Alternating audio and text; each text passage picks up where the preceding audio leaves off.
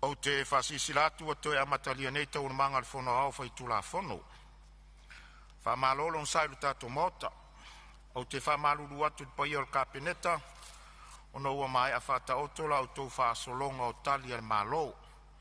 Pei tai o tausanga mai le fionga le minsta o whatoanga mwhai ngā whaiva, mo se avanoe tu mai e iluma le tali alana mtanga luenga o no tae au whatu langai lana mta upu tausanga, tau palota i le whamasnonga.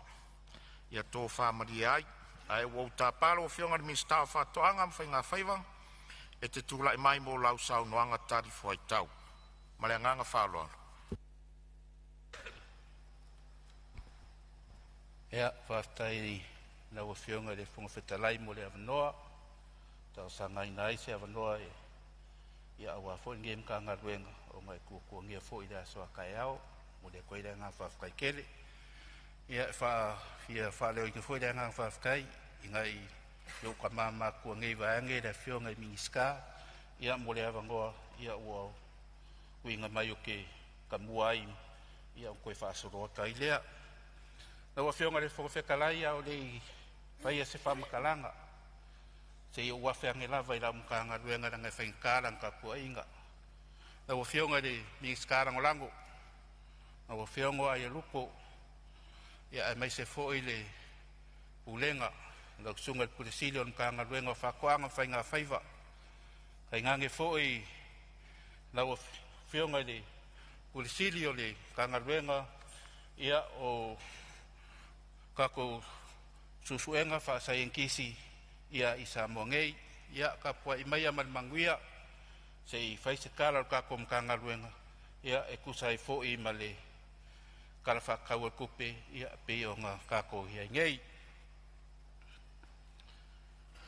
ole a le paia fa va kiule maruli sa fainga ka lele wa pio ale aleanga kaukai peo si fainga si kila maula o nga whaakai leo le whaasao ia magwao a wau ka kou so kuli le maoka pa mengei ai whaakai a wau ka kou ka pai a ua leo le a fua o le kai ka ke kua ngei ai li lia o vangu maraso lia si papa ai sila kauloa e whainga ka mga kula makapungu o ele sange ilanga se a kua le ala e popo e fo i kapu ele makapui o mauka. O upu fo e fai le ele nge o faleaka. E sala lava i ngā kapisa fualo sou. Ai se a leanga o i ngā kaka iki o tau kianga. E sala fo i ngā kapisa le kupua ma le lao ai lea. Ai se a leanga lea wai ka iei le paia maurunga o le fongousua Samoa. E kua koe le lima ma whakalofa i la ua whionga le whonga whekalai. Kai ngange na ua whionga le sui whekalai o le moka. Ia e ui fo inga kako le mafukai ma le whionga le li parimia. A iai le kalikongunga. Ia o lo mai moa whafonga mai lunga o penga ka whailangi. I ngā kungu e mamau ia kako kakalo pere manga o le akua ia kauru. Le longa manga whamarolo. Ia maua se kofolo nga whawhikau. Ia kako whiloai. I se asu i luma. Ia manguia kele lau kakua inga. Whakalo whakfoi i lua whionga i sui paramia. Ia ali i makamaika i o ka pingeka. Whakalo whaku i mingiska langolango. I leu le vai o singa, i le kua le matu. A ka alofa aku i lau o whionga li, kai o le kua ngai, sui kai. Ia a pea sui ma manu uma o le maoka o le parimenge. A ka alofa aku i lau sunga le whailau kusi ma lau soa kau, ai mai se fo i le ofisa ma malu o le fongo. Whafkai mo le ngai kau singa, i ngai a fiafi, ia le aua, pare au o sao ialo foi de kalingo le suo palmeng ia o mo foi se fasilinga malos fa o i fe au nga luenga nge ia fiaf o le koe de ngang fa kai kele ia e fa kalo fa ku foi i le kapua inga mai ale e fionga le au mamalu al kako malo malonga masiofo ai ale ka poinga sui au malako farkua fakalo fak foi le presidente o famasngonga kai ngangi ali ma kamai ka yo famasngonga fakalo fak foi isunga kai kai umo e kale sia masunga fa fenga inga umo so faka fai kaulanga i ko kongo Samoa ngei ma ku ngui fa fo lo fa ngongo mangu awase mangio Samoa mo de lumanga ia e whakaro whakfoi ia i ka pua i ngā whaururunga o ka ngā ruenga ku maoki ka ngā ruenga umar ka ko malo Samoa lo rima mawai ai ia i ka ko whai ngā malo le soifua manguia malo le langi mama ia le pai ai o se ku malo whare alini ngumera rua e se kaimi o uawhiaku ai ka pua i maia manguia ia se fai fo i se sao de ka ko ku malo ia awa fo i an kara ku pepe onga o pe ngei de mauka no fionga de fonga fekalai ia o ke fia kali aku lava ia ingisi fo i o le mamalu ngā fea le ngei makanga luenga ia ingisi fo i o maka upu e fia malamala mai o a maka mai le sui fai pule mai palau dingu merarua mings kao ka longa manga alanga oa mare fia o kangaka sa ka sanga ingai se soangi mo se fa maunginga o fa koanga fa nga kula mo le kumalo ia mai se sili longa gu ia sa ngua fo e ka sanga inga fo i le ka fia ku mau fa nga inga o vai la au ia mo le si da fia e le ka ko mau ka e mai se le sui mamalu pe o nga sa ngua i vaenga ia le ua lango inga ngei maka ngaluenga le ka mo fainga ka ua ma le akinga inga o fa ko anga ngafa ka ni mainga o le afa kingo fo isu suenga i loilo ai a wale mawhai ai o ngā sosoangi ai i le makanga ruenga i le wha maonginga o wha koanga wha ngā kula ma le unga ia o le wha o ngā inga o whainga e wha sao ai si o manga e au ngoa mawai la au makaukia mo le si la fia e le kako makanga e le kako paramengengei ia olo ia i fo i le komiki fau kua o whakoanga whainga whaiva e le whaonga i ngai se vai la au ia po le Organic Advisory Committee o lo whakingo inga a wale kango inga o le unga ia mat whamarosia o whakoanga i le whaonga i ngai ni vai la au ai ua whamauinga le kaosanga a wanga luenga a luaru i luma ai mai se le whamaria inga o manga onga nga kuinga mai ia i loutu malo. Ngā whea fo ia le sui fai pule o si umu. Ia le kalsanga mo se whare aisa fau o ngā le kaimingei ia ngā le kasi le whare aisa o lo iai kua ia mai se fo i le kele fo i mali o le au fai faiva ia mali au kaukai ia o le ngā whakauri mai ngai le whaonga ingo le whare aisa lea ia kalsanga fo i mo le whaloroko ingo wawa i le ngā kai whale o le kumalo i ngā ima whai ai o ngā urufale wa whangoka pe a pe le kai kalsanga fo i mo i whaai loilo i le piko au mo le saunga le mu o wa whangoka ma le au kaukai mo le sirafia la wa whionga le sui mamalu ia lea ua karia inga le makanga luenga ngei kalsanga. Lea fo iwa karkarangoa ku fo i le makanga luenga o whai ngā whaiva. Ia e whailoa i masuia i kumalo mo le whakarangoa inga ma le ilo inga o se isi whare aisa fau i se ngofuanga le lei e whakuai. Ia mo kulanga fo i le whaloko inga o wafu ma ala ma waafang mo wala wa whangoka ia lea fo iwa umang whaasoa i le makanga luenga. A koai ma wha piinga o wha iloilo i piko au mo le saunga le mu ia o le au kaukai. O le ala ua whaakingo ingo ngei ngā luenga i ngā lue whaakasi ia ma official malo o lo ngafa ma kiuke ka wafu ma le saunga le mu o ngā kaifale ia mo le sile fia la ua fionga ia lea ua amaka whakakarngoa la muka upu. O le sui fai pule o vaisi ngango ngu me la lua lea sa fesiringia foi pe kalsanga inga ia le kalsanga mo le sila sila i le fausia inga o se wafu mo alia whangoka i whangasa kalsanga foi mo le fausia inga o se makeki o ia mo le kumalo mangu ulakange e peio sa kaua. Ia mo le silfia la wafionga ma le palemenge malu ia lea ua ilo inga fo ia le mkanga luenga le ngei mka upu i le ngaru lue whakasi ia whakasi e fo i ma ngaru luenga kele an malo ia ma whilaua inga e kusai fo i malau sanga. Ia o fia i fo i le fuafuanga al mkanga luengei i le whaalelei o ngofuanga o whangokanga ma le whaafaingo fia inga ia o le makeki inga o ia a le kumalo ia e maise ia le akungu. I le sui fai pule o angoa maalua ia o le afo i sa siringia le mafuanga ua ave se ai le paketi ia po le polo kalame fo inga le o le urua i se lenga.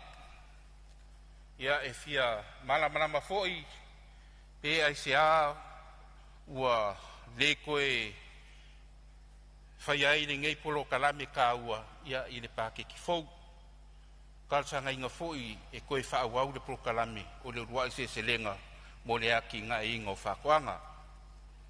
Ia mo le sila fia e laua fionga ia lea ua au mai wha maunga mai le mkanga luenga ia o kausanga wharekupe lua orua kasi lua orua ia e kolu i kumalo mangu unga whaakingo inga lua i selenga o mai le kausanga wharekupe lua orua kolu ia whaasolo i fo ua lua sulfai kumalo mangu kausanga wharekupe lua orua kolu lua orua wha nga o le lua i kumalo ia o nga o afianga i le koviki. Kausanga wharekupe lua wha, lua lima, ia e se furu fiku i kumalo sa whakingo inga le wha moe. Ia makuala ngolango inga le mkanga luenga le ngei pokalame i o nga whakingonga. Kausanga umawai o nga olonga kaua i le unga ia o le koe wha ola inga, ma le aki nga ingo whakoanga. Ia whapea fo i ma whainga whaiva. O loo ilo inga pea ele i kako mkanga luenga ma le mkanga luenga o kupe le a fianga o le polokalami.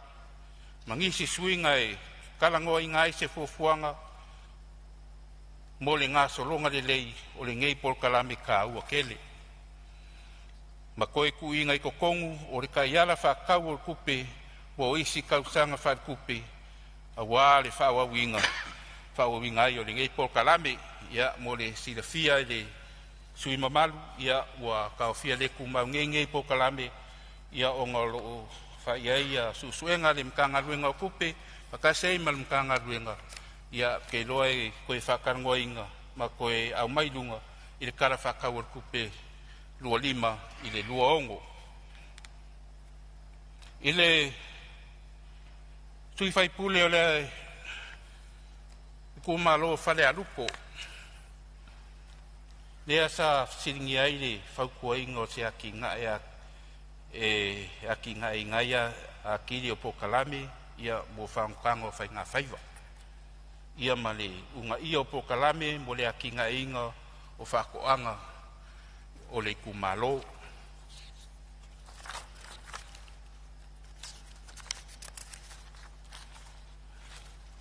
Ia mo le silafia raua fionga ia lea ua whaamawinga fo ia makanga luenga le ngei whaukuanga. O loo whaanga solo fo i le kapenganga ia o polokalame ia o fiai le whaonga inga o mea whainga luenga karawhia ngai ia mo ngā luenga o whakoanga. le whaalelei o awala mangofuanga o whakoanga ia ma whangokanga. Ma le unga ia o whakoanga e whaonga ai waila au whaanga kula i le whaosau ingo le sisi o manga.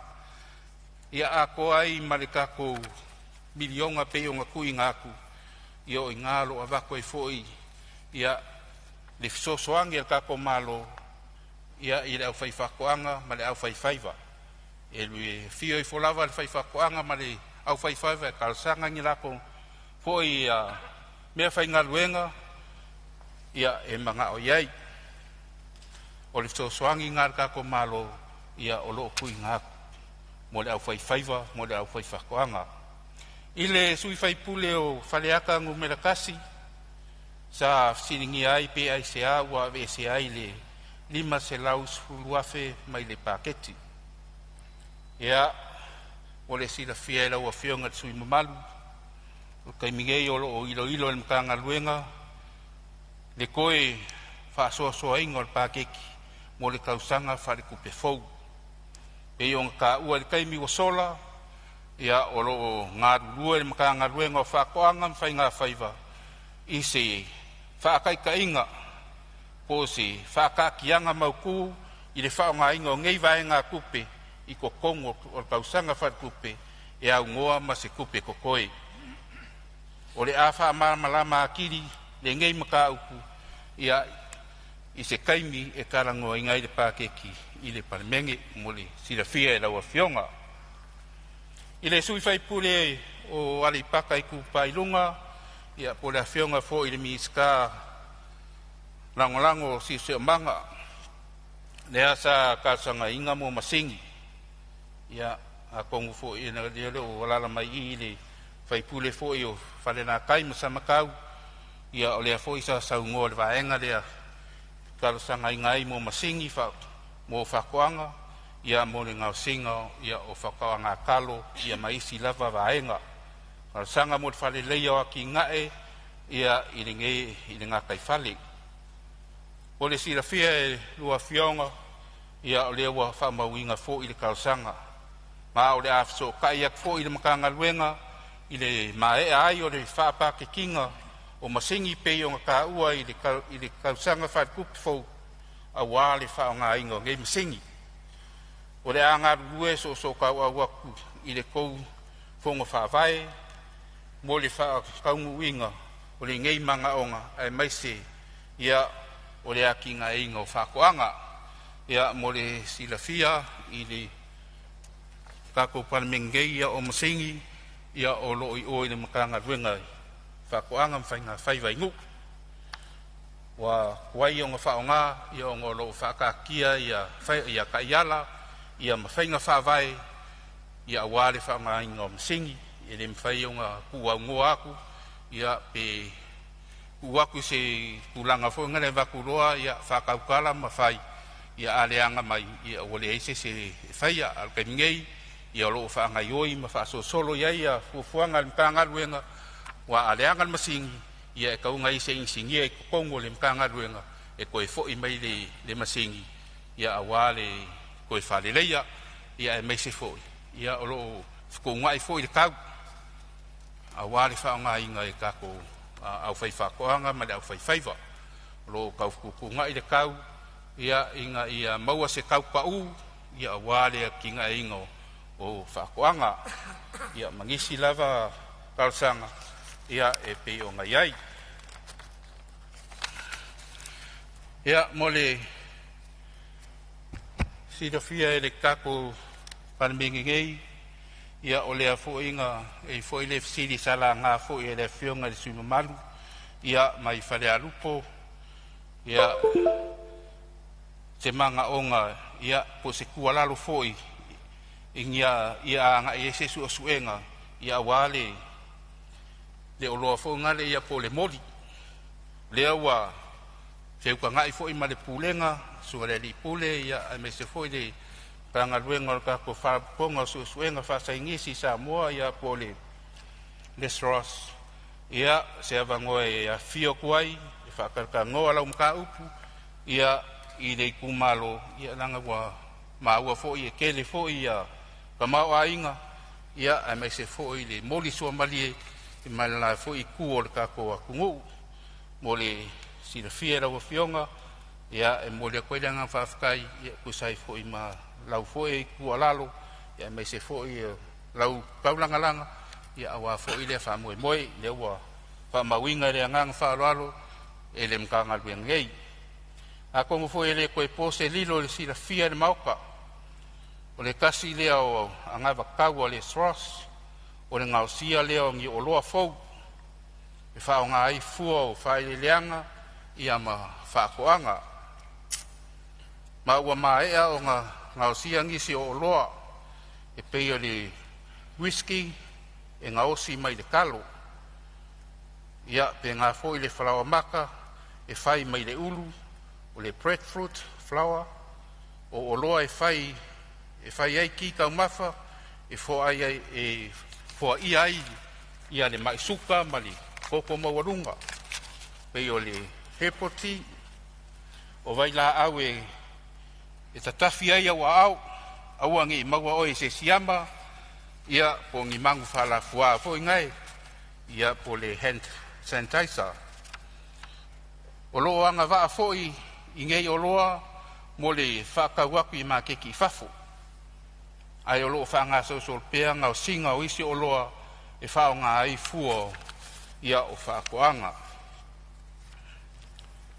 E lea koe mamau fo o le kausanga fou ia o ngā whamau kūleo se kasi o whale sue pakingo lava mo le ngau singa o so se mea whakau mafa. Food Innovation Center. Ma o le mangu lau ki o le lako whale sue o le ngau singa o ngi o loa kau mawhafou. E le ngaka mo le whakawi ngaku i whafo, ai o ngi o loa e whaiki ki ai a whamai. O le lua o maka upu al maka ngaluenga, ea ngā whaari le whinga ngalo le kaikai o le kuangai. I longa po le ngā onga ua pauau i ngā sei ese le kako o le Thros, mai langa ngā wakau ia o loo whākingo inga, o ngā susuenga mongi o loa fau, e ngā osi mai fua whai le leanga, ai ua ngā iaku, i isi susuenga kau whaasai e ngisi. Ia e whafkai ai lau a whionga le, kai kai o le kuangai, o le whaipule fo i, o malu mai le kumalo le pā, ia mo le whamangaku, malonga ngau ia kumau makulanga le leipea, le kako Thros, ia ngā susuenga whaasai ngisi, ia maua makua, whaamauinga le whinga ngalo whamangaku, mai kumau pea le whaakingoinga e le Thros, o susuenga mo o loa fau, e maua mai whakoanga.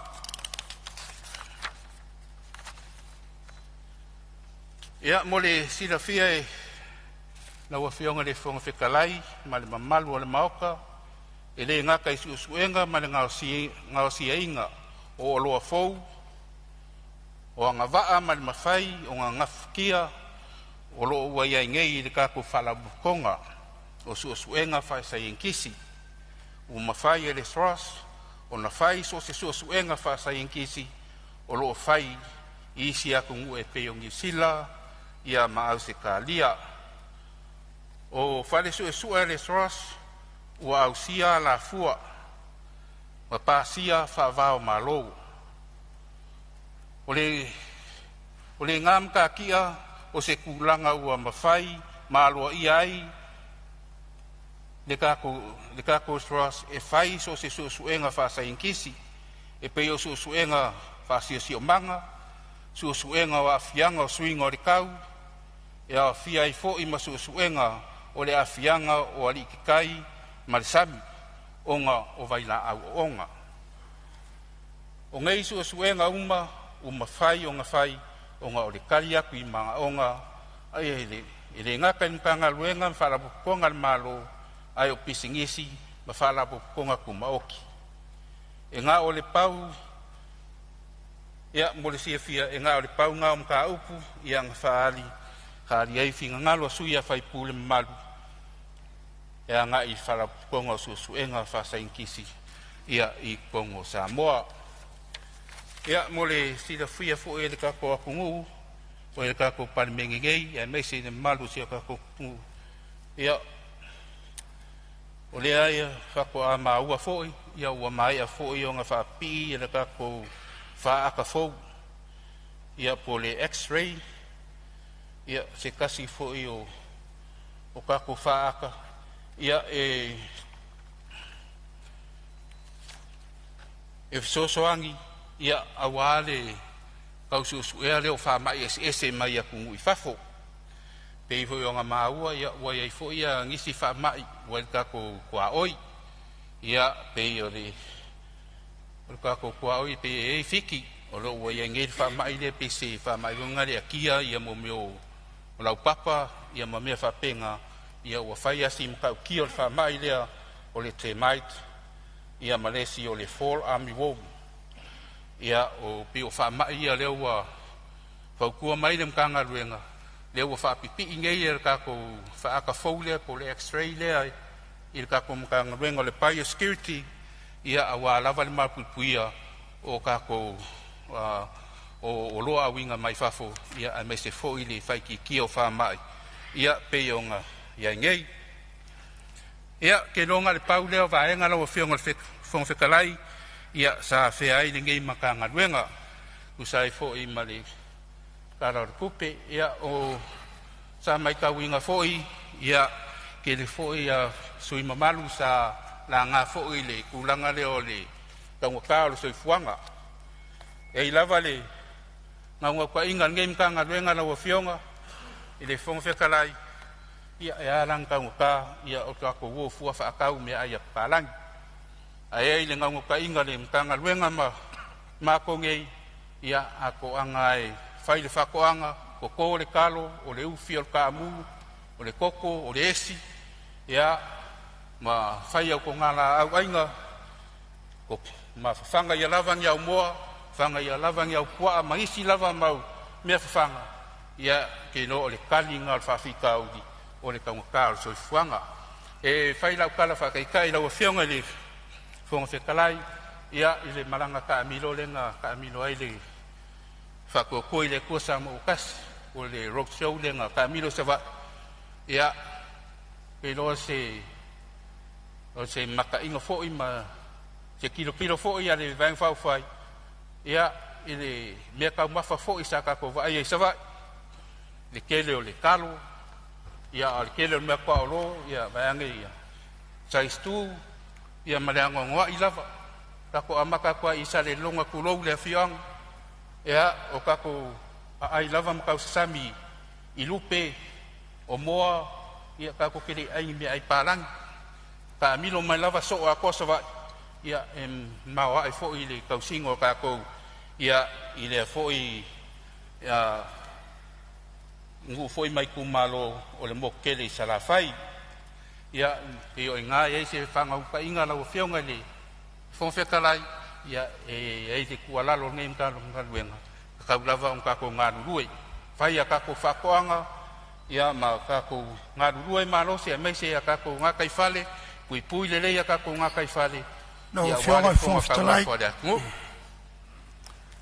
ia Malia fenor fina ngalo lo fionga le minstao tanga lo ngafatoanga fenga faiva lo i le fau lave mai le suyo ali patai tu pai lalo fa mon moli sa no mai su tai la fionga fon fetalai se fai se malo longa lo so minsta se me fi va sa o se me fi fa mamla mal sa no fa mamla la fionga le sa no la fionga le minsta sa uta uai ale en Australia na o siringia la ofion o le ase tala mai la se tulanga wo yai e ona e fio atu e asiasi i ale pata fia maua se fam talanga sa o mai la ofion pe la tulanga wo yai ta tum ta upu mana ga fa tumur fa lo ya ofion ale ia malia fenole min stalo e foi fau la ve mai fale atatasi ia tu lai mai fale atatasi e fia fa ma pe se me vi fa sa o lo fina tsalai o me fia fa sa o pol me fia fa ma lama o ia lele ia se sa le fenu mi ai no ma fo fo O lea sa saunoa le fiongan minstao o soifua maloloina. E tatau ana filifili tatau ia tau mawhai lunga o laulau. O le mena sa o fia maua fo ile leina ia tau ia inisi tau sanga fo ile le whao popo mai. Pe a whai o a tau mawhai e recommend mai el minstao soifua maloloina. E tatau lunga o laulau. A pe le mau atu saunoa ngal minstao. Pe o le mana o mia ia o puaa ma moa ma. A pe o le mele ka umit fo ile. Pe o le mena le whaatu pula ia el suka pe a whai sa o lau tau matawin. E nei mea ne wa whenumia ia lo te mawhau fo ile le se mea ta ua fo ile le mor soifua maloloina. Ia le sauno mai minstae ta ua ia o te loa e ta ua alfina ngalo minstae meo whaingo whala velave. A mea ia tau mea ai lungo laulau. Mem whaina fsosa ni mai na ia soifua maloloina. Ia na se mea whapena. E whaftaila u whionga le minstae o whatuang. Ia, maror saunoa o te langona e au lo langona voi. Ia, o lo soifua maloloina o lo iu lava au. Au ia le atu pero o whionga le minstae. Tarifua i tau tu sa whau lavea. Ia, whaftaile. Ia whionga fo i le tupia. Ia, ange fo i le pa ia le tu malo.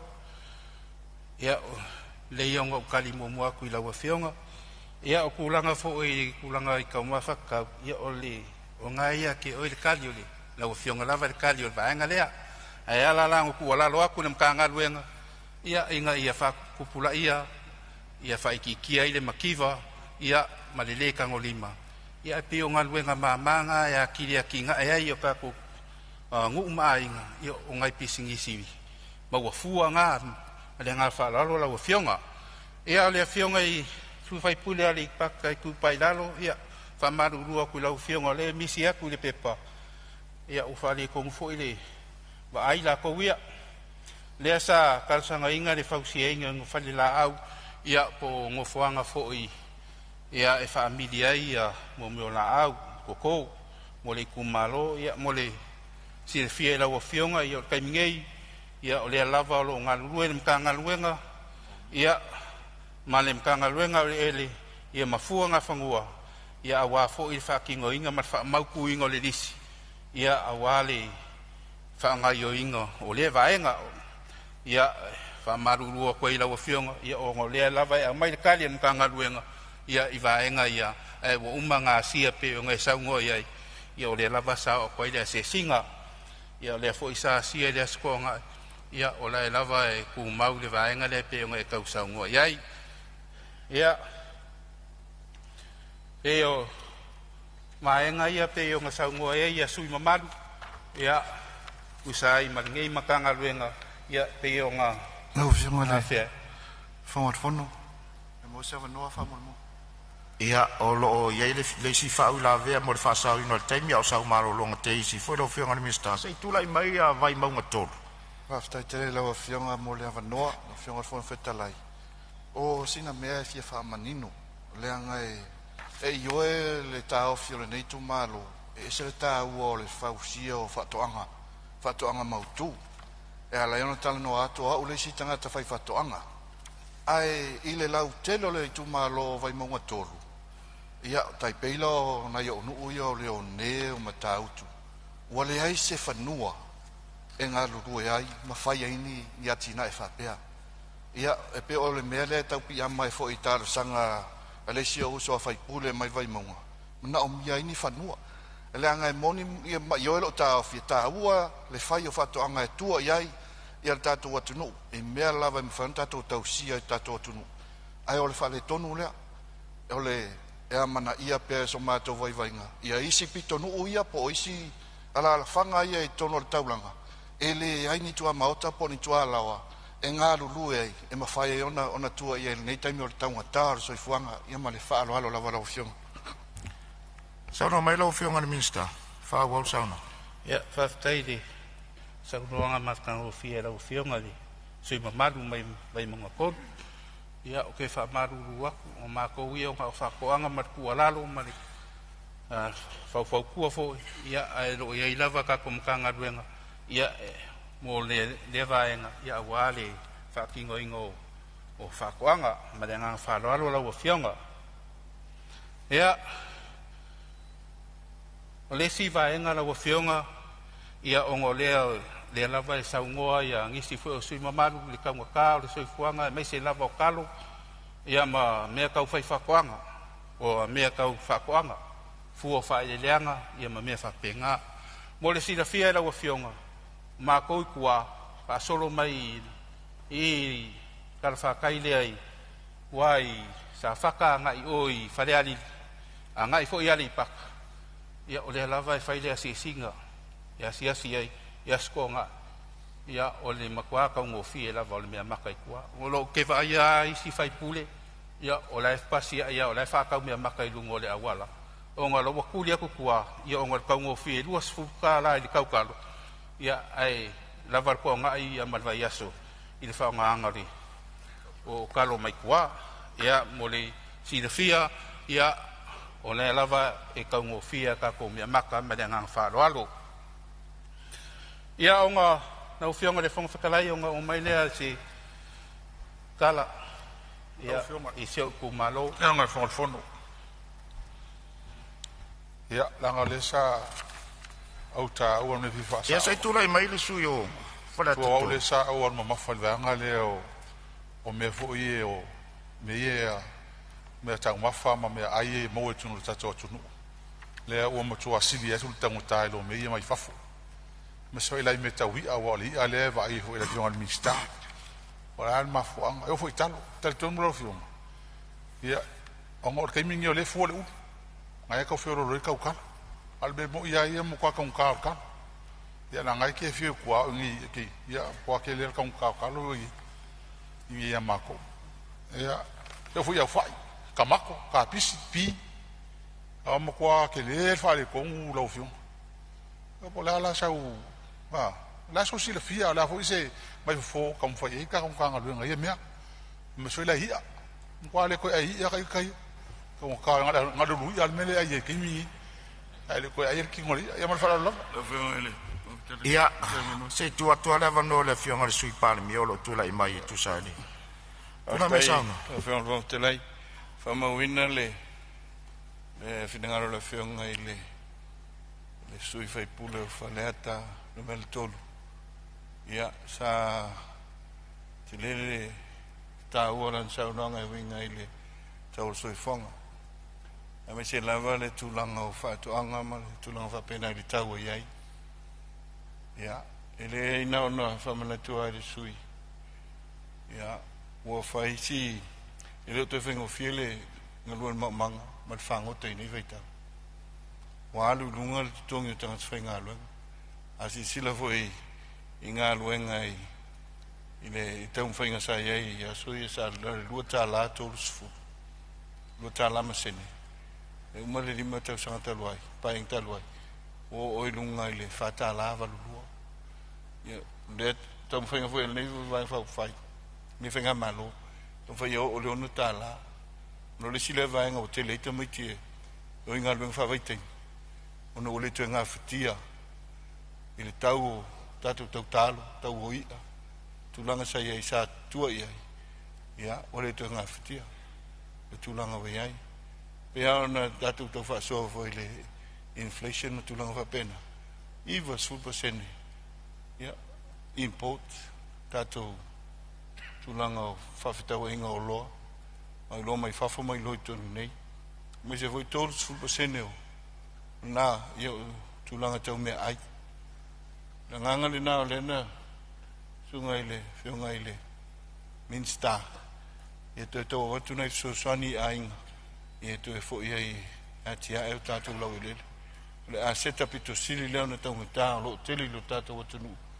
tatu ile ele fanga ai o se swinga foi lo fanga fa vai lo tau fa ile fanga malo na ngang fa lo alo vaftai ia atono le o tali le fionga le minister tu sai fo le fafsili la o fionga le suimbalu fale atot dai e o fi fa non rongo le sanga le fionga le minister le ma fa sanga i ma wa le la alu fiku ko sanga o minister fa kwanga wa le hola o me ka ko singi fo i fa e mechanization le po ile mai senga ba penga su al pala ma ko ka ma ko ma pi mer kapis e wa e nga sa ngo fo ile chai chai lai tu e me ho le mo po a povi ya ale kia kalangwa fe la sa wala sa wa mai le sui pan mia le pa cost de ko fe si no e wa ki le langa alu kal ko e ia me ko kia al miska le fi sa wa mai le la okay kuria la ofio como fa la e la ofio ia te tu pela va no le fio sui pan mia le tali tu a fa e le al fenga malo yan feng fa vai pe le nganga le na ne te mi se tu le fio ngal minsta a le nganga le na le te un fa e toi le ngang fa lo malo va tai ia o le ai tau maua tua le ngofo le vaenga fotonu vo le ia le ai tu te sila fia mo tatulo lu to ia se mi o tau ngofie o telefoi o lo tau te mo ia iva sfu pasene mai fa fola fo wasi i mai le vaenga la nga o si mai ai a tulanga le ia e pe o talia vo le tele na ia o le fai al fatto anga tangata la to ia ai tula mai la o fionga de minstate o ese sa mete tia langa le pe e ana wa tua fa le atatoru o la sa mete tia e sa o fai mo e ia faftai la o fionga sui mal ai fa le kolu ia kusai fo i mali sa ngoang ni ai e ke le lava me kia o ia o lo le alua ki fa ngoka ala ia nga e kausa mi le ia kaunka te fo o ma ko kwa o le ama ko e wa ke wa ma ko mo ke fa ngoka kali ofe ia me fa penga ia o mai foi le fa kausa kau mo walalo ai mo si da fia e sui mamaru ia e foi ngo fa ia o kwa e kau ngo fia ia le ia penga foi kwai mangongo wa so foi ia kulai mai loa ia amaka nga fai suenga ia ona kulanga nei ai e ka ngakale ai ngai pia ke loa ai ol pingsing e sa wet nga kai pia ia makai le make ke melo fa ka wai o kokongi ia pe yo vai nga lo si ki ai le ka ule i ka fa ka pia ngai a kwa ia fa solo i ka fa ka yo o pia ia me se foi ia i kwa ia o lo ka ngo fia ai le ia ngisi vai nga pe yo ka mako ia ma me fa pe nga o kai ngai ia ka fa ka yo pia ia ki lo i nga le fa sika ngo ka inga o lo ngo foi la mau mea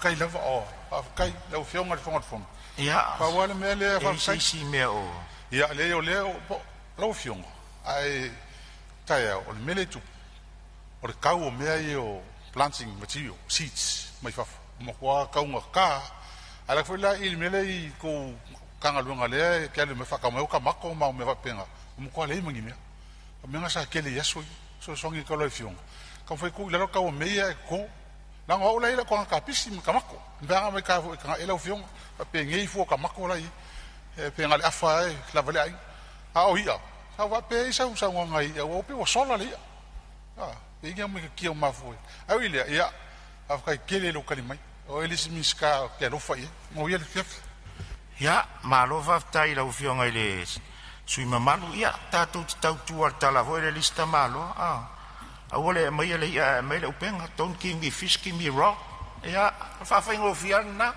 ia tu mai lo fiona mi sta fa mai sa no nga mani si vo va nga sa fe sui mama ia fa tai lo fiona e se fa ka ke lo fiona sui le pa le nga ia fa kai lo fa ma winga lo fingalo ia nga fo i su ile skai ia ma wa fo i ngonga ma ngaku li ka nga lueng ia mai se fo ia lo fa fo inga na le vaenga fa kai kele moli sa ngua mamlama ia ila wa fionga le sui mamalu ia onga wa fe mai le sio ku marola o fionga le fo fe kalai fa inkari ka po inga ia asio ku malo pele o fale alili pa ia la ngafa malado ngofo kula fale ia malika wanga ese ia fale alili ia mai se fo isio mako fale lua fale alili ngumela rua ia se un pele o salang wale a fio sa fingu i vao ma le la ko kama malu lingo makua masaka le ava ia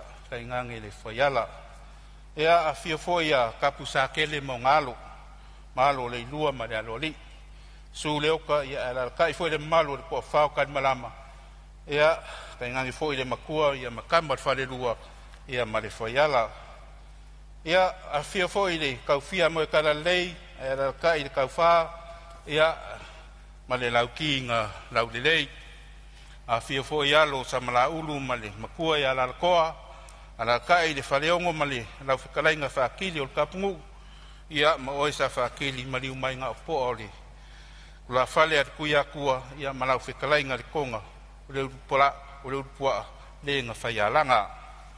A whia foi ki a makufunga whale mseo ngari, ia aera kai ia le mamalu li whale kolu, ia o mangaku, ia o pa ia o si o kumalo, ia mai lava i Sapoe, Fulailai, Salangi, ia sa kele msiu ngeu, e whawheiloa ia kuai si o kumalo, whawhkai kele, a whkai le kou mangaku mai, i nā kou sui whakauwaa.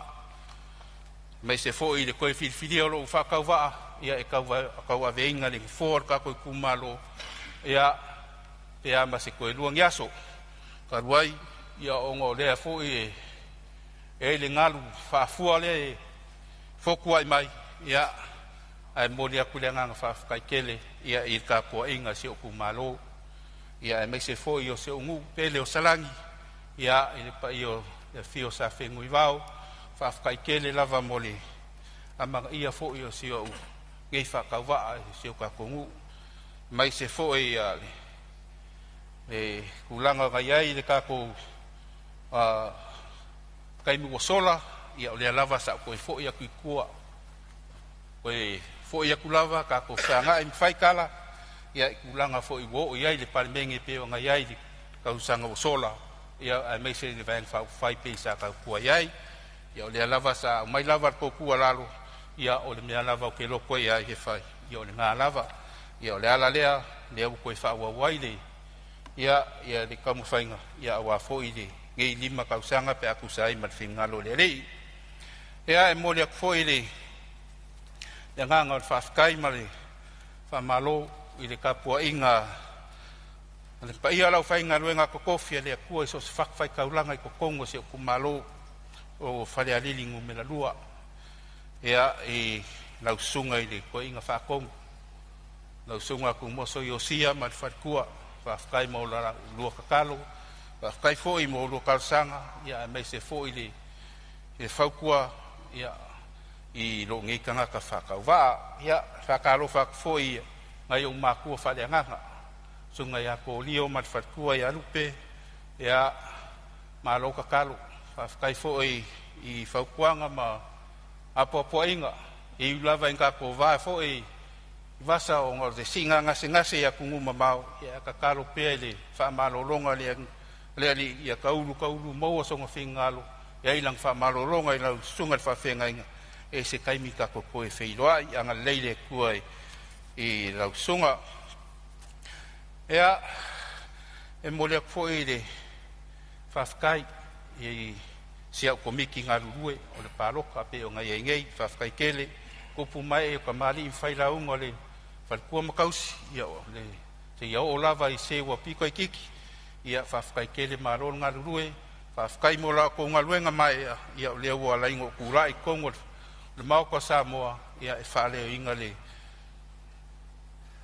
ia se upu masikala kako kumalo, whawhkai kele lava li kako komiki ngā rurue, whawhkai se ua inga sa pule mangwhiu la o koulangolango, ia le whionga le sa o le ainga kalainga pule mangwhiu markausi, ia mai se foi suli mawhioi on se mako ainga, ia o ka mawhoi makinga, ia mai se whangau sa langolango inga ngei whamoe moe, whawhkai kele mo mea uma, whawhkai ngai o makua, ia i le kakalo le ao marpo, ia au whiangai foi makiuke mawhaiva, ia mai se foi makua se o korua, i wharenakai, ia kamai a komanga, matkingai a le singa, ia mai se lai kua le ainga, whawhkai kele mo la o kou soasoangi, whawhkai foi kakalo, ia whawhkai foi la ingo se o ki ngā, ia whionga ia luafkasanga ma ngaima, ia marikamai a au whai lo peki, ia whawhkai le alorofa mai, ia e alai se lengi, ma mea uma o sa kouanga le lei ai, ngei whamoe moe, ia koe whakukumu e lea kua mea u whaonga o inga, o ngor kouanga le lei, whawhkai au a inga uma lava, ia i Giusila, Auskalia, ia maakungu e mamau, i la kou foi soangi mai le whamoe moe, ia o le kakaro le au nga whakau wha, ia anga le lei whamangia le kua ia kou, ia lawa whionga le whongawhekalai, maua lo malosi, whaafuru inga pēr ko whamai le kua, ia awārwhenga e lau whionga, ia mali whonga usu, ale kako panmenge, ia angalei le kua I whionga I sui mamarungei, sui palmia, ia mai se miska rangolango, ia whapenga fo ingai kua le vai lau whionga le kai masui malu umal palmenge, ia le mangui o le kua ia kioko, ia ai wola le lofa malanga le kua soifua mai ia manguia. Ia, wa whamalo atu whaftai lau whionga le Minsta, tanga luenga whatoanga mwhainga whaiva, whalapu tonga suesuenga whasai enisi e Samoa, whamalo ta pena, whamalo whaftai le saunua e tari fo I tau fo enisi o vaenga na la ngai whinangalo le mota.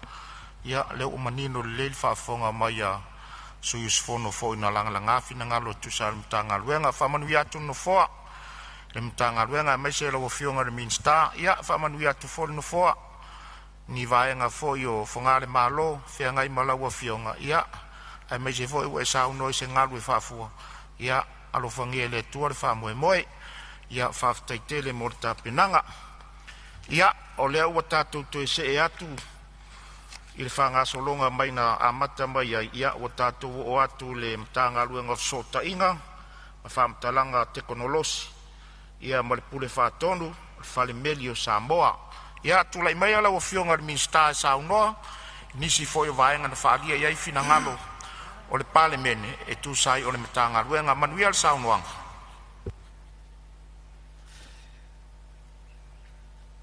Lau whionga le whonga fitalai, se ua tūpō lava le anga le leima le alofa le atua le nia fiafi.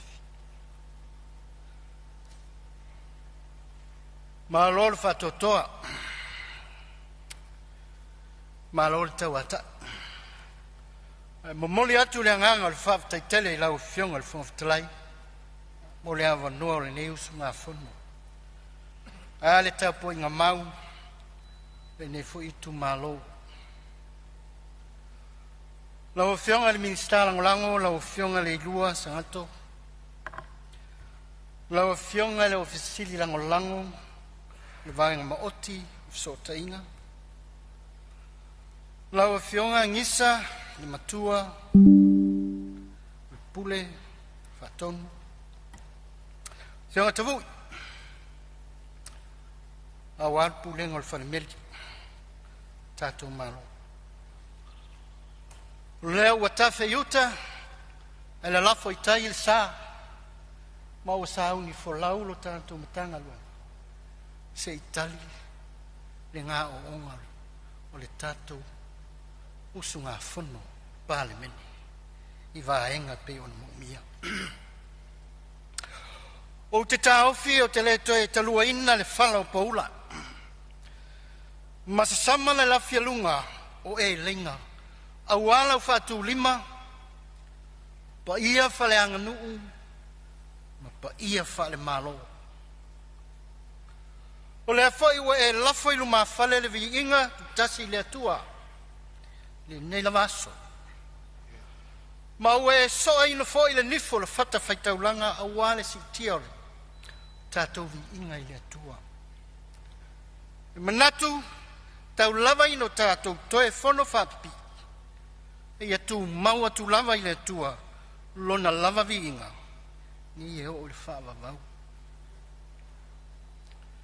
e tau ia ino o soli fali va aiso lingol fungatia o lele o malu maunu o Samoa o le mai lava na tau mai le mata fanua mai posa me se ia pa ia le si fanua nai le lua lotoli tulou na lava. Tulou na le pau o tua au ma fomalu. Le whawhenga inga senga ula. Ai se o mātou whaatalo whātu. E anganga le whaalolo I lau whionga le whonga whitalai. Mātou whaatalo whātu foi. Lau whionga le li pāle mia. I lava ino tātou le mafuta. Mātou whaatalo whātu foi I lau whionga I lua whionga isu. Sui pāle mia. Tai nane Minsta umor ka peneta. Minsta langolango. Whaatalo whātu fo I lawa whionga ni.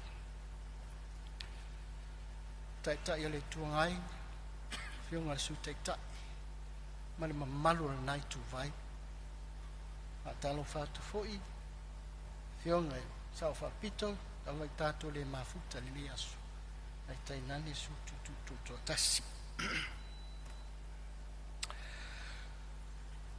Whaatalo whātu fo I whaurunga. Tanga ruanga le malo, whala tonga tu mot. E fo ina mātou whaatalo whātu, lau a whionga re. Whai lau tu se le fono, ia mausua tau tai nani le malu, I ole. Ro fisa le fono. Sio tu malo e, ia tapua I maia mane manuia. Ai se I waloane lo tau sui. A wafi na ngalo whaalia o le mamalu o fono uso Samoa. Lana paia ingale ne ilu sifuru ma le valu. Wai se whaafetai lau a whionga le whangawhitalai. Manatu se lau le lei fo I le lei. Whongei nai se whaafetai ala utu malo. Lau a whionga le pāle mia. O na wāwhea le ni tu malo I lau tō wha. Mau tō whinga wali ni tu malo. Whaafetai tele. Whaafetai lau whionga le minister tupe. E nane foi lau whionga lau fisili ma le mamalu lau fisa. I nau lau tau ngā ruenga whita ma le mai ea. Rea ua mātou langolongo I nai. Nei tu malo I le tala whaatau o le tupe. Rua oro lima, rua oro ono. Lau a whionga le minister langolango. Ia, tapua maia. Lau whionga le whangawhitalai. E na o le toa wha lama whionga I sui mamalu. Nā whea I la tau saunoanga. Ia le nei mata ngā ruenga.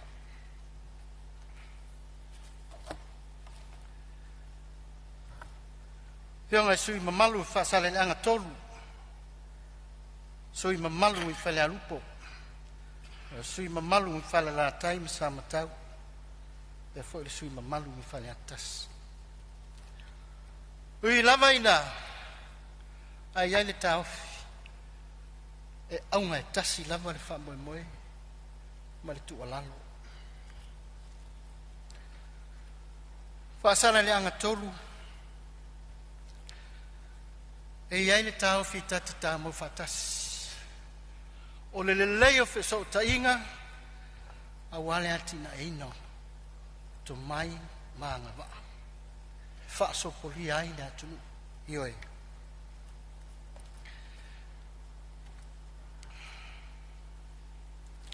Pe ona mo mi ai se fa o ina tu le.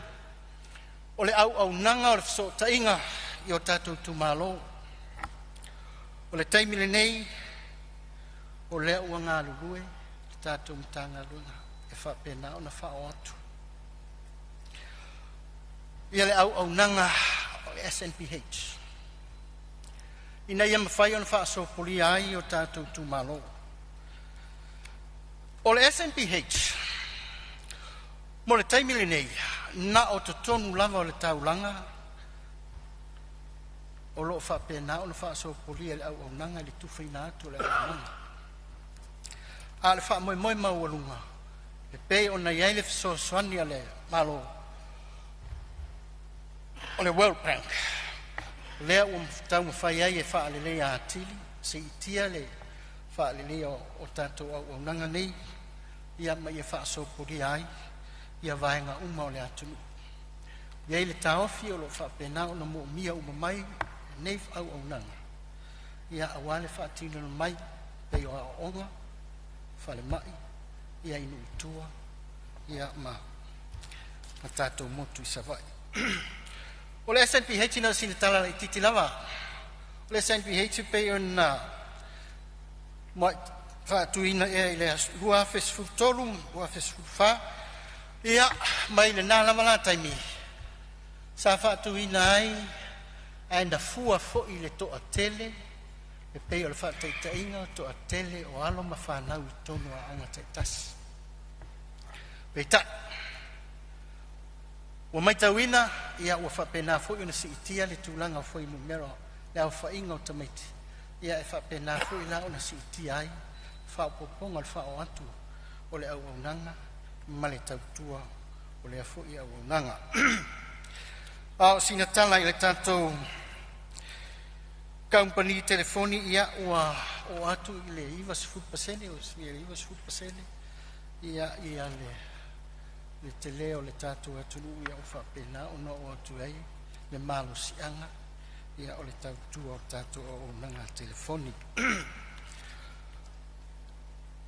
O le sui mamalu samatau mu whalela time samatau silingi ai nai ia le coverage me se vaenga lo iai ia le blind spots. Wa iai ia vaenga e tango lima iai ina ia fisosoani ai i le whawhitau li e pe o na tulai mai ina ua le vaenga ia ta ua blind spots. Vaenga ia ua le nwhai o na tu ina atu ei le au nanga. O na tele mafuanga ia o mafuanga ia wha company o lo wha pena o na wha o atu iai i le au nanga. Ta lalo lama ia le wha tinunga o le pe o na iai le ngā ruenga o whengai nei ma le tātu mata ngā ruenga le wha o ina atu o le alawa o iai le fuafuanga ina i wha pena o na wha sopuria i le fui tu. Ai iai vaenga o lo wha pena o le tango lima iai. Pe a whai o a fia ia sia vaenga i le au nanga i le tau ina atu. O lo iai ia le tātou ala leo ia por company satellite leo le SpaceX ia le wha o ina atu le satellite Starlink ia ino whanga ia ai e iai on tau ia mo le au nanga ia au se vaenga mawhai o na tātou ia mo le nei taimi ia au wha pena o tau mwhai atu le tātou mtanga ruenga wha o atu ia le au nanga. O le a o ngā ruru e ai le official pule wha atonu ma le matanga ruenga e una ia wha le telefoni i se awala mautu e wha atino ai le atu langa e pei o le tātou Universal Access Fund. Le neisele e mawhai ai le malo o na una ia le leo au nanga tau telefoni i vaenga ia le aini company i mawhai o na awe ina atu ai le pisinisi o na whai mai ngau a wa e le aini tangata o no whai pe to la haiti fo i la tu o au mawai o le au nanga ia o lo tau mwhai ai ina ia wha pe o na wha sopuria. E tai tolu masina ma fai lo ilonga e tatou pulfatonu po savai e fu ai le malosi o la au telefoni pega ia la fanga amaya io na fa pena fo ile ona felongona ia mai au e fa ai lo ai le tau no ia sa i lunga au le fa fita uli lo fengai pe ma kamuni telefoni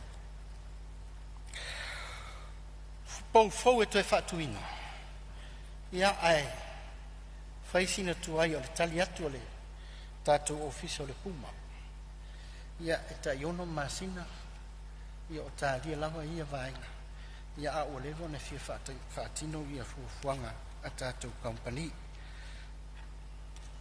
o taimi pe tusa male ile nei taimi ia pe tusa lima se furu ia o lo vai ai ia le au nanga ia i le fatau ni ngatu o le tātou au nanga e pei ona iai le lipoti ia ma se taimi ia ona fa penale ona tau lau inatu ia vaenga tonu lo fa pena ona vai ai ia le o atu le au nanga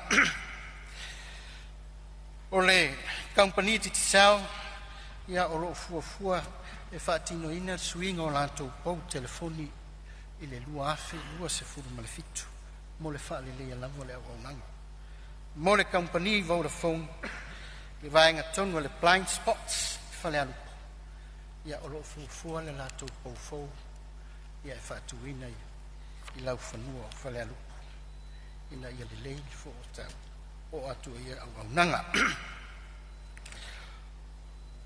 o le sui lava malu le fionga ina fionga I fale alupo tu malo fale alupo ia o le au nanga le tu AP me fa le leo po fa sara lau yo o le tu asau fale alupo ala taua o lo iai po o le afeso soni ai le mata upo le ile vai o le au nanga ma o polo keti fo I fa le tupe o le laurangi le CTI le SNPH le atanga I fo iai le fa tinonga o vaenga mo le leitio e ui lo o le lei I le amo tato tu AP ai fo le tali tonunga iai fo le au nanga I le famo ina ia fa pena fo ina fa le lei atili ia mo tato tu malo ia o lo o fa nga solo sa ilinga fa mautu ai no fuanga le o iai le au nanga le lua api ia ona fa pena fo le ona feutangai ia ma fa tu ini masini talafena ia mo le fa o atili atu o le au nanga I maota malawa Eu fionga. Ia, Maria Fenor fina ngalo la fionga le Lo lista o le faula veli. Sena vai. Le va tai o le. Fala tolu. Me moni Se la me fia fa mamla ma pro se Ya me. me fi ma lo fiong. Wa me moni la va yo mo tu atelier al fa le tonu tato o nanga te mini internet. Ya ale sa no lo fiong ala tam foi expand to le SNPH on met tau. Al melena pa le menanga sa ngo ngile le pomo I lo I fengo po. O le wa ku kala ku pele menari. Ave se ako al vanga ku penga se la mo ku puafi. Le fa nga fa ko location. Atiti sao mal Vodafone. O le menga le sa e tal tonu. O fo nga fa fi kaud. O ye va nga ma pa o ila lo le coverage ale Vodafone. Yang o le ku ura ko masingi no ngol po o le titi sao e ko locate e fengo fi ele mo lo. Le simea.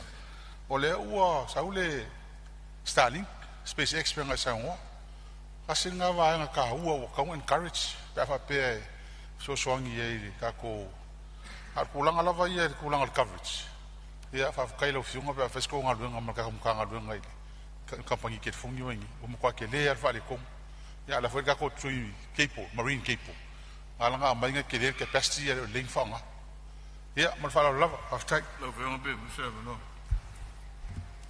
Ia, tu le mai la fionga sui palmia. Aftai ya ele se malo falata ya tu sai ole fa silima le tulanga pe ona yai e ta wai ole vainga le wo yai le fionga ile e min sta a me se foi nga luenga pe to mai pa inga wai ya le sa to silai le fenga malo ya nei swinga lai tio fenga fa vai pe ona yai au te mana tua sa no nga le fenga il fa su fa la te pa intalwa le fa tu sa no el pole nei tato co-location filme vai el ti sa tu ngol Vodafone so tu lang fa pe na pe tai o vai le nga lumana e fa solo na tilio na se alpe lu mana onga ia o le tulanga la ICT e mai se foi ia le tulanga mana onga ia o le performance a tato company nei ia lo ua sal 4G le ua 5G wa mata ona tau ta atili swing o equipment ma le swing o po le la tau fai share le responsibility al malo wa le au te le tu pe al malo le wa lu co-locations tulanga fa pena ai te tau on tilo lumanai la tu langa tal fengai a sila fu tato digital TV ya le nga fitia fo le fu wa lu tu per malo ai sia le technology ili tau mo fie a le tu langa nga lu fa tasi tato ya male company ya ile fare le ya til il so no ngale station company tonol o le ICT side event sa fatino so let's sponsor CTO Temule Commonwealth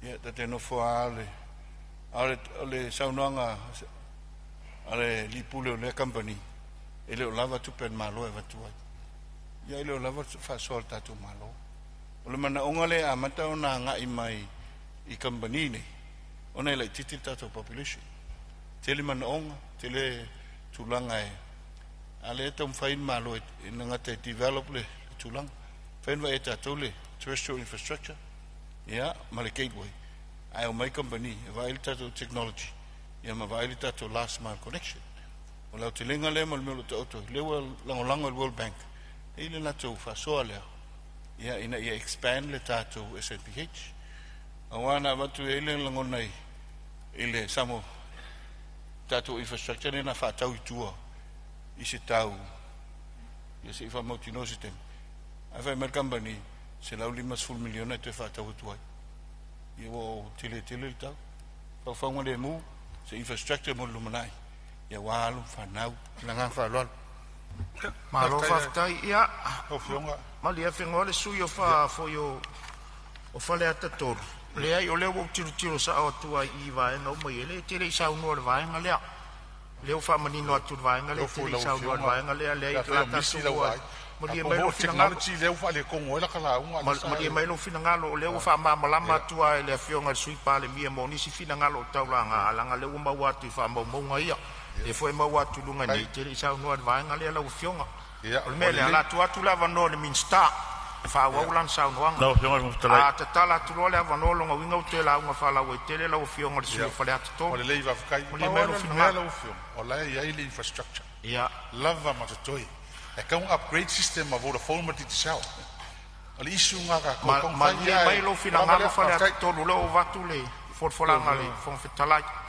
ia o le ma wa tu fa la vea fa sale le anga tolu se me fia fa sa o pe se no ne fionga tala iwa o le manina fu ile sa fele la o nei tu malo fa stai le o o me mo tino ai o lumana o tatu prisnisi male tatu a ongole technology le foi la sa ta sanga tu afta ile wanga ile tulanga le fa malo sio o tatu technology internet tua ya onga manu ta o fa le alu al memonia ia o tu tono taulanga o tu atele o blind spot o malifa o le vale I samokale sa o ta o mai fa ma motu ai fa tai lo fiunga I tulanga le le wa vai I te fo ma tele tua asi to fa le ya tiri tono taulanga me lo o va pena no fa eta tu business e fa tai o le wa ma ia mai se tu ala lo nei tu malo I tulanga le fa ta o ta ku broadband national broadband I tua I rural areas ai me se tulanga ta on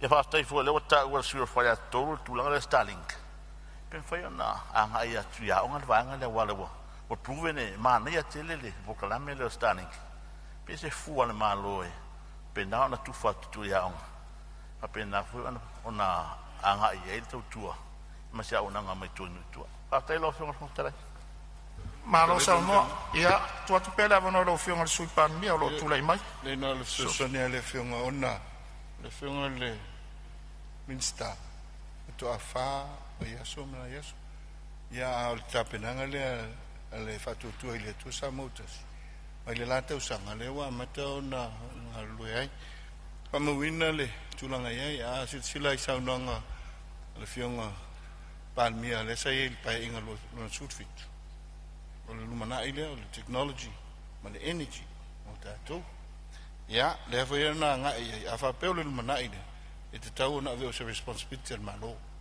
rather than na le ia o tato tupe na nga o tupe fa ina lunga malu ila o le ia pe o te inga te me covid ina wa fa le to fa mo lunga tato so internet connection our internet connection no ta fa yo ina business la me ton fa ton ave malo tupe e so sonie pe ta ia fa pe infrastructure malo fin fa pa ula to co-location ia va yes pe ia masin pe ta usanga ato aole awala le so sonie to o le ta share the responsibility business male malo ile tulanga lo tatu technology pe ula nganga le ina ia to tom fai to bu o va vele lunga technology ia I was slow ia tupe mo ana ia tatu company o le nganga le to share so tulanga Starlink fa mo wina le nganga faftai o le tari le na au mai so sonia tatu business au sa mo fo au Samoa e 5 futa la Amerika e fa tu sai ni sima tu no Pacific au asi tu langa lai dit ele te lese tu pe mo tatu malo mele stali ai fa fitai o so ni mele area easy areas la ia o lo fa le to no de service ala ngale na le to fa ia United ina se vanga na ua o isi tu pe le le tatu malo ia ona tu tilo le tu langa alo tala le se o wa no ia mo Starlink ia mo fa ngai ni ta langa tu mo fa lo ia malo fa tai lo fionga sui parmi tu la me lo fionga mi sta fa o lo sa lo fionga le fa la ia me si fa sa ia se tu atasi ale avano ile fionga ile tai o le tuanga i sauno me fi fa sa le manea sauno le fionga le minsta le tulanga tangotale iai tatou sota inga mafafo a fua mai le tatou whalangalango tele ile e Starlink ia ma satellite a le iai le tatou lava cable communication e alua tu ilalo le sami ma e tolu tatou connections e tolu lilia tatou outlets e leo whaonga te lea ai pitu sili atu ona tangofie ma whatuatuaina ia fsota inga ia e alu ilalo le sami sa o awai le fono lea ta ua le sui palmia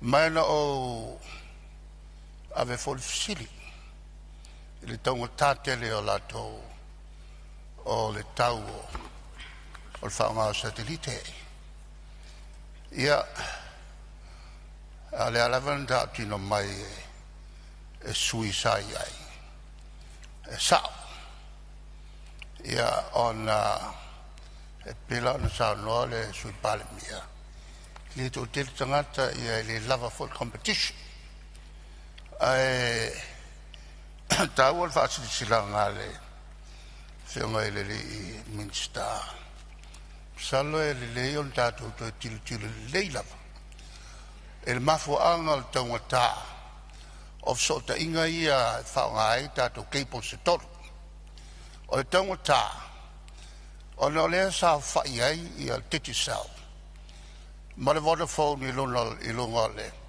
community le e pulea ma faton ton le tau tato sota inga e wala tu i tato lava cables i la lor sami pela sa utu lalo se to tilo ia il vanga le a fel tu la fono a town of essel to ruolea langa ia il conflict of interest se tu lalo o te fa malo atu minsta mana tele la report ia se tu atu leva no lo fionga sui palmia tu la melo fionga sui palmia o se tangi malule falonglongo sa no mun muli ale fionga angol mele o levana na nau ia ni tapenanga nesa sa wat kako tato cable le nei ni no ele il va ai fa ngamalo tulanga to ai au le sile pine o le tulanga to ai ia le ngalo lui o levana ave ele tu ala pitai e se tulanga to le usa no manino le ia e tolu tato cable small memon o tasi tato tuisa moe alua ngai o tato fiti ia e linki ai lunga ia mo tutua o ia tato tuisa moe le na tasi le keipo e alu manatua ia e alu e tau i tahiti kone tivai ia i tu ia moto le tu sae to e tasi le keipo le kone te tato uma ma tutuila keipo le sa ona il malo sa moa ia mal malo tuila ia anga e hawa ina ua whaatau e se tātou aseta. O whaatau e se ai ia le keipo lena ali tutuila. Wa alu mai le Vodafone. Iai lo le ma shares le Vodafone, ma Digicel, i to tonu o tātou keipo company le te mile pe on sau noe. Ia wa le whaatau don malo. Le nganga le nau iai malo tātou keipo ei. Le ngata i le security, ia mo le tapenanga lumanai. Ai ia mawhailana a just tau o mea. Ho se o kostia au maile sa sisi. I le malo. I tai le fia tu alalo. Pa inga taluai. E le tali mai. Au le nganga lea whaftai ai. E au no tau o se saunoanga. Se matangi angi malu. Salo e leo whaalongo pela o whainga luenga i somato vai vai.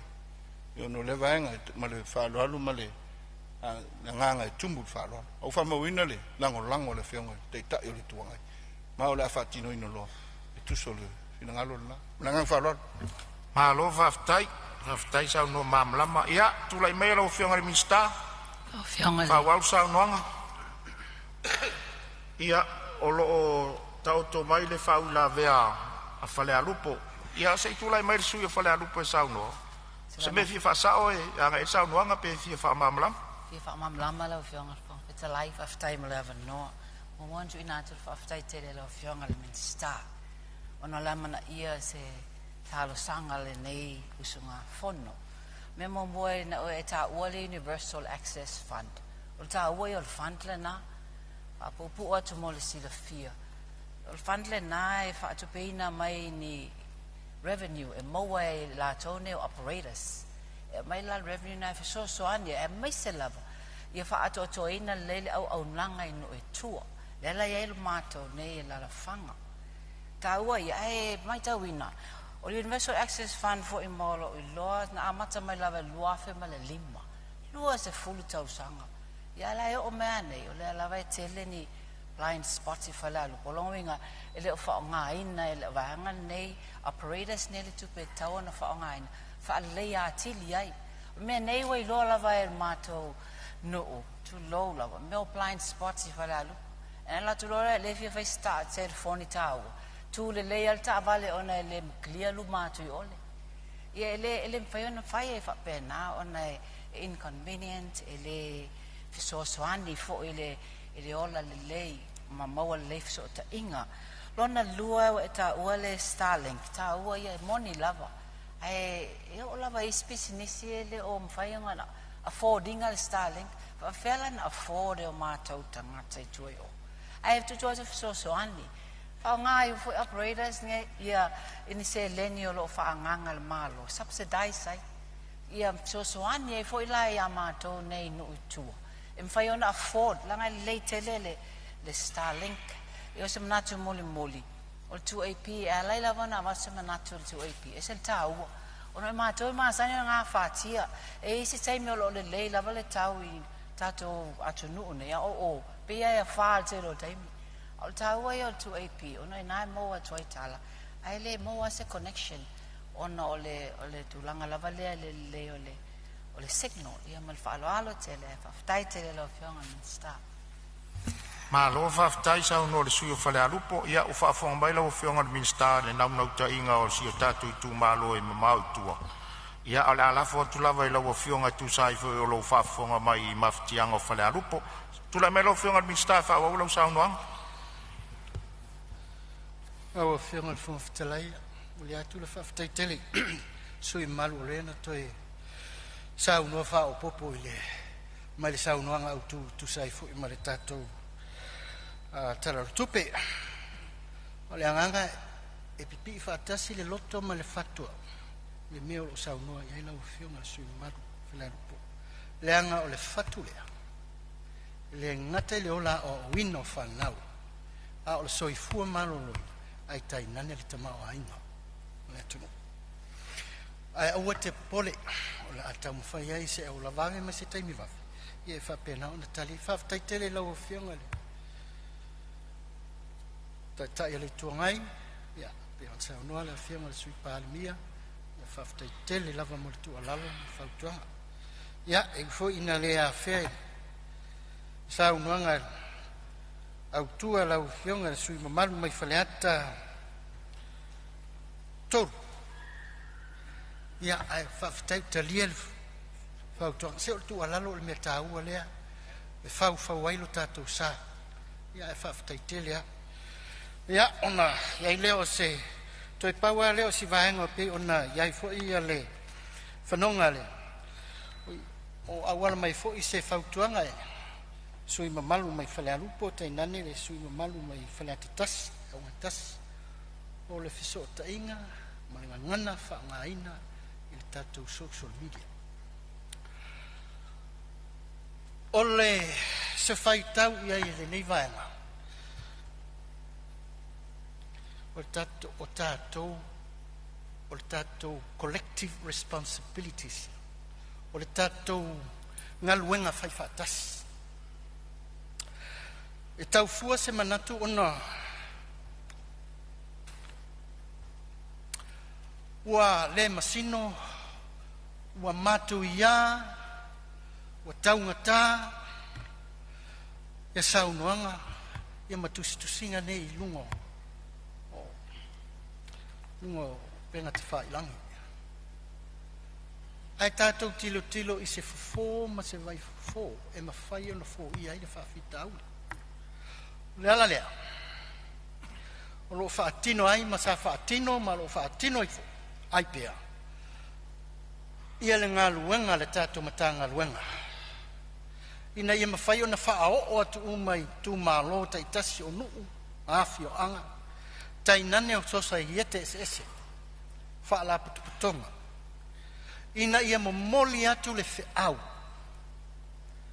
o le whiau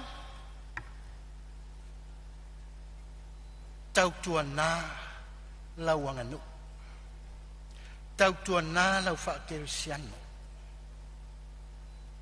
manatu na le paulea si vaenga e mawhai ai o na tautu i titia ia ma tau longo sa ia i fo i la tau o lo whao ngā ina wha leta tau ia le nei fo i au o nanga o na o tātou lava pule ma malu ali i ma whai pule tai nane mātua ma whanau ai ale ngā ruenga whawhengainga o le tuu whaatasinga lea o le toso mai fo i lea i totonu ina ia whau ai se ngā ruenga ina i mawhai ai o na o atu se whasosoa a tonu o se vai fo lea ina ia o la o ina le mawhau whau o le tangata pawalea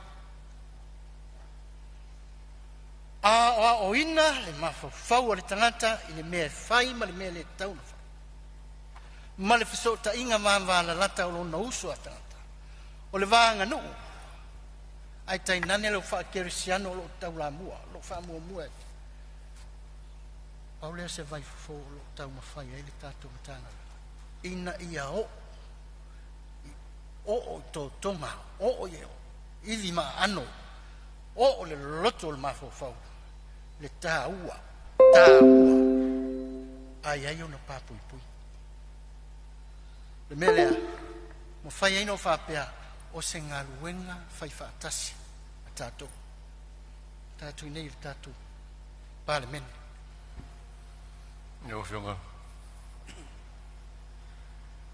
ia o lo iai whau la vea mai whale atatasi lo whionga le minsta le vole se whaisi nau malolonga ia sei tulai mai lo whionga le sui malu whale atatasi Neo whionga la se vaenga e se fia whasa o pe fia whamamlama tau whamae al saunoanga le minsta awala ngona le whanga e tia i le saunoanga manino le whionga le minsta ona e le se tu se tu le lima i nā po i nei a lai whafonga mai le atulu a me se wa le po ma le tele o teimi e mai ai la unga a tai o no wha kālesia tūlanga lea e le whapele anga social media a wa le me whesota e a inga a le tū whale tonu lewa e teimi nei e tauna sila i ai parlemene o le whamanu alia o finangalo e o ai le mamalu o le parlemene o le upumoni ale na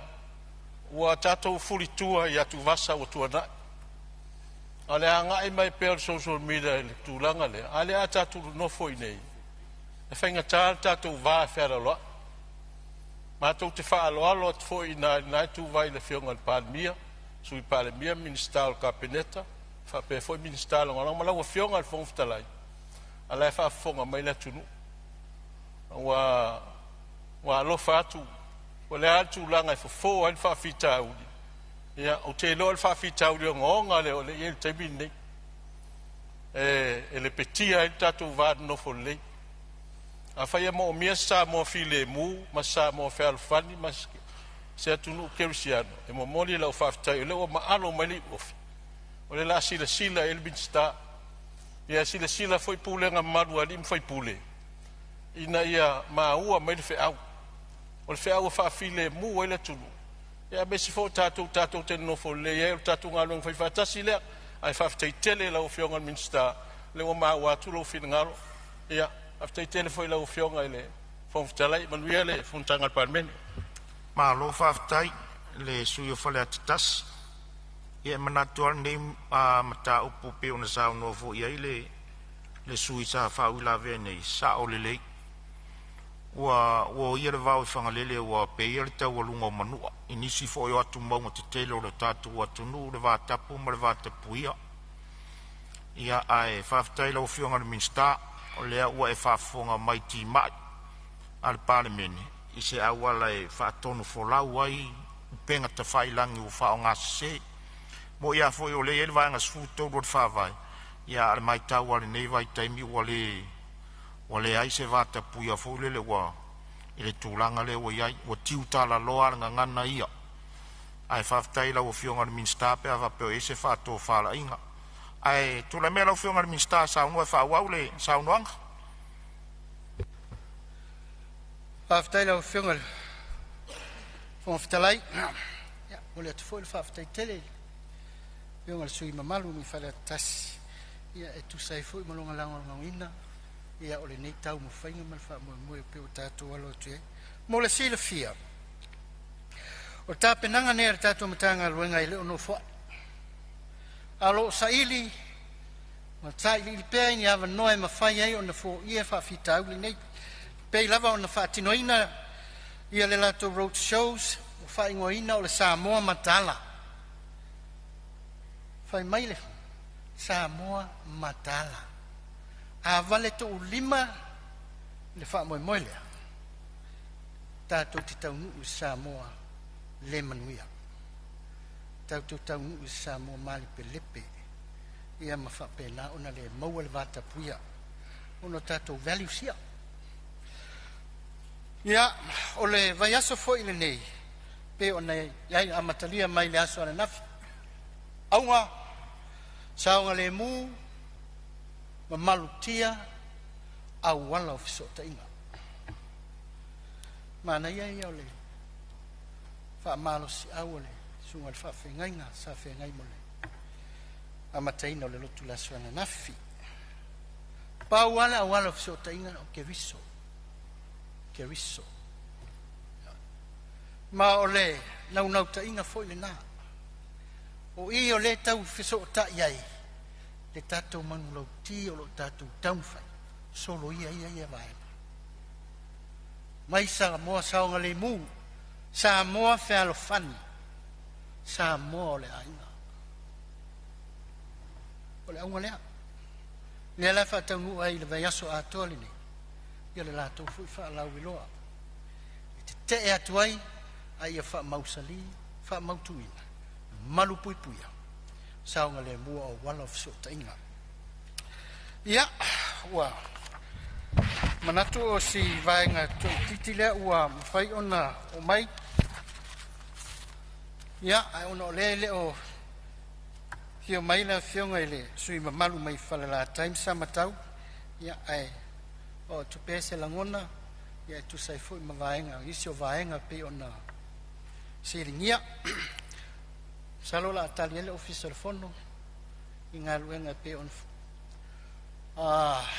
ile tele o tatu pepa fa nga ya e misel mau te fono le nei ai ole tali la vai ale mtanga luenga o le whaiunga fo i le vai aso le nei.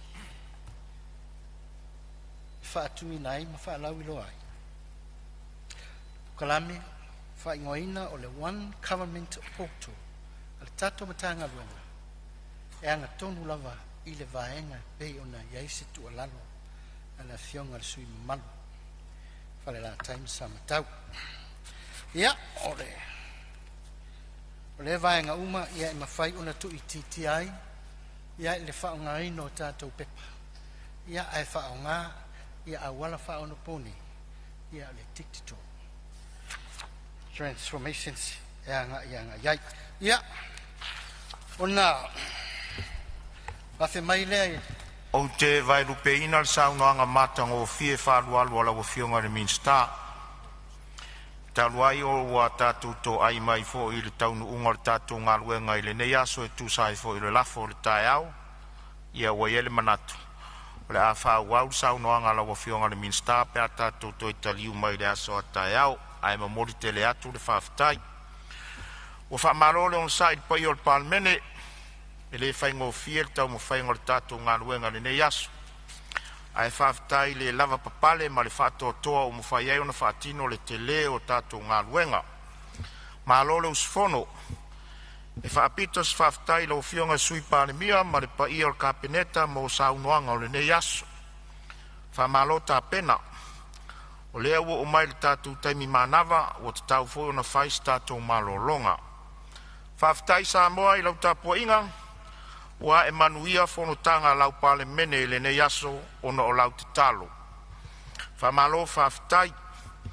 Alo whangia le atua whai ngā malolonga o le nei a fiafi. Whaafitai atu i whaururunga mtanga ruenga whaalapo tonga tumaoti ale malo. Whapea foi niso le mamalu o le atunu. O lo tapo ia pea lo tātou maota nei. Whamalo whaafitai mo le tapua inga. Pea o tātou te tala le nei a fiafi, ia pui le li ilo utou afi fio atu. Aia tātou te lei toropo, o te talo sanga atu lau a fionga le suis fono mo palauli lua, se e saunia se talo e whai wai le tātou fono, ma le nganga whalo alo. Tātou talo. Ua whaifo mai tai ua wha e mai uta i whaiva lau pāre mene le nei asu. Ma ua lau se saa o mātou whaiva. Mātou tari tonu fōi ua whape nā le mātou watu nuu le tangata malana sa tau wāti nā e le nei asu. Ora mātou tari tonunga pe ana le se nolo wanganga sa e taito o rua mai le tai au se sengi se iau o le nei e fiafi. E le mawhai o na tau manuia o mātou whaiva le nei asu. Le ala lea e mātou te le i fautu ua mataape. Mātou wafe atu lava i la ua fio se iau mātou whaafo i atu le tau langa o le vi inga o le whamanu ma le whane e tanga i lo usuafa. A wae te tau lava maono mea i ate oe. No wanganga sa e taito o lua li nei aso. Ni ngata o le ionga le fonga whetalai ma le ofisa le fono le tau awa mea ina o le fono tanga ma le fono usua Samoa. Tai nane o sui ma malu uma. Pasiri le mātou whaafitai o Iesu whaola lo mātou li, ma lo mātou whaola e tō tasi na tau o lunga na ngā ruenga le lei umai lunga sa tauro. Na ia mamama ngalo i mātou le whanau wang sala. Na ia mātou sao whangātua i leola e whaavavau uma na e sao nia mo i mātou. Pe a whai mātou te tari tonu ma whātua tua i a te oe se i o i lo toe fio whārua mai. Mātou te talo, mātou fautu ua, anga le lei eia o whaamunuianga i lunga o le nei maota. Mātou te tai wa mātou le mafuta, ia whaato toa le whaamalo longa la o fio. Se teimi o iluma, mātou whelo ai, vi ingai fo iatu i lo suafa. Lau au sina ma ilato uma watusi matuaina i tono le nei maota tama. Mātou te talo whaato toa lau whaamalo longa, le soifua le tino, le mawhau e siri le ngana. Tāpe a whatuati le nei a fiafi no mātou fola wala, taita i tamala o fio, mātou tini tau nuai ainga. O le vi inga e fo i ate oe. Tau whaai ura tau au whiere ni e fiafi wa e siri whia mta upu. Ka mātou soa lau puleina i le tai whaana e o suinga fou. I nei vai taimi a e meise o le whao ngā se ina upenga ta whai langi wa mātou tari tonu. Wa na o lau wa fio lava e fili e mu wailo wa tunu. Mai ia whainga leanga le li o le laro langi. Mātou wala autama ia nga le le ai lo file mu ia Samoa atoa ma fa pale mai lo walofa fa mangalo yo matou fa le tonu a wa o mai la o fio yo matou lo ta o le ola fa mangalo atu ne ia fa mangalo ino mai yo matou se mangsa Yesu faolo Yesu lelei wala toila matou talo amen Mori atu le whamalo o whionga ni mistalonga langa mtanga luenga talonga malanga o mori fio tangata. O te whasisi latu o tolo poneita o manga le whono au whai tula whono, se ia ulia le aso whono a tai au, i le tula iwa taudu sifulu le tai au.